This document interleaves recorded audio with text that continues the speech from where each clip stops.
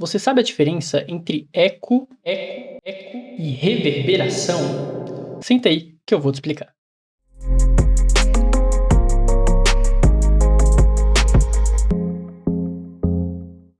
Vamos considerar que você recebe o som de uma fonte sonora.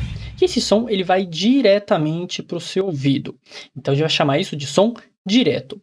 Porém, você também recebe o som que é refletido em algumas superfícies, como por exemplo uma parede, o teto, o chão e assim por diante. Vamos chamar isso de som refletido, que demora um tempo um pouquinho maior, certo? Então, existe uma diferença de tempo entre os dois sons ou mais que chegam até o seu ouvido. Vamos chamar isso de delta T, né? A diferença entre o recebimento desses dois sons. Acontece que o nosso ouvido ele tem um tempo de discriminação, ou também chamado de persistência auditiva, que fica ali em torno de 0,1 segundo.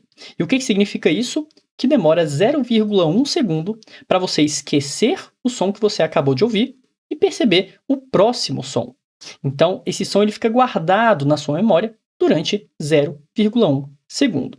Bom, tendo isso em mente, pensando nesse conceito, né, de persistência auditiva, vamos pensar que o intervalo de tempo, a diferença de tempo entre o som direto e o refletido, seja bem menor do que 0,1 segundo. Ou seja, os dois sons chegaram muito próximos, né, no seu ouvido. Nesse caso, acontece uma interferência construtiva e você escuta um som ainda mais reforçado, um som ainda mais intenso. Beleza, nada demais. Agora, quando a diferença de tempo começa a chegar próximo ali de 0,1 segundo, acontece o fenômeno que a gente chama de reverberação, que nada mais é do que o prolongamento do tempo que você escuta aquele som. Fica um som mais prolongado. Igual na igreja, né, quando o padre está lá rezando a missa e você percebe que todo som que reflete nas paredes voltam para você. E isso fica como se ele estivesse cantarolando. Bom, se demorar mais do que 0,1 segundo, aí sim o seu ouvido começa a distinguir um som do outro. E é isso que nós chamamos de eco, que você deve ter mais acostumado. Vamos então calcular a que distância deve estar um obstáculo de você para que você escute o eco da sua voz. Bom, vamos pensar que o som direto, ele chega tão rápido no seu ouvido, porque ele vai por dentro do seu corpo, ele vai pela sua caixa craniana e ele chega tão rápido, mas tão rápido, que vamos dizer que o tempo é aproximadamente zero. Então o tempo do som direto é desprezível.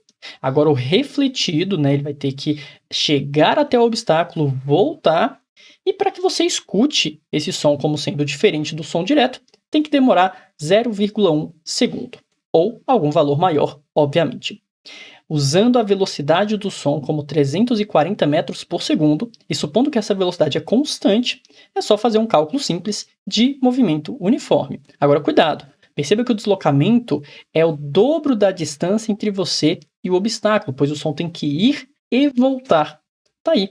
Fazendo essas continhas, a gente descobre que a distância tem que ser de aproximadamente 17 metros, ou, claro, maior que 17 metros. Nesse caso, quando você fala alguma coisa, você escuta o eco da sua voz.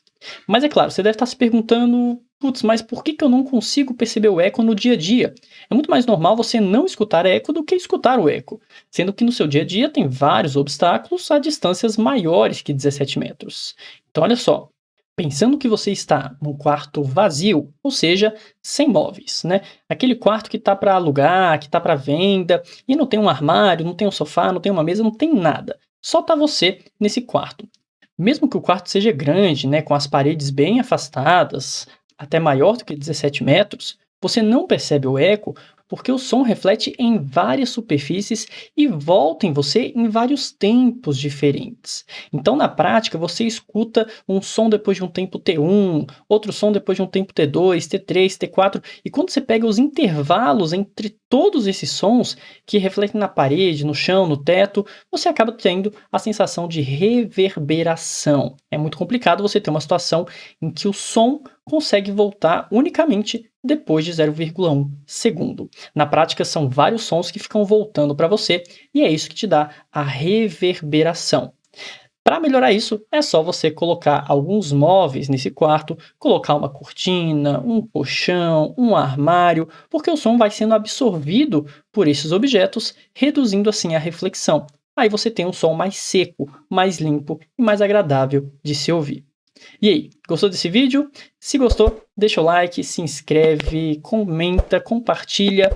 E se você quiser um curso completo de física do zero, acesse o meu site, que eu vou deixar aí na descrição. Muito obrigado e até a próxima.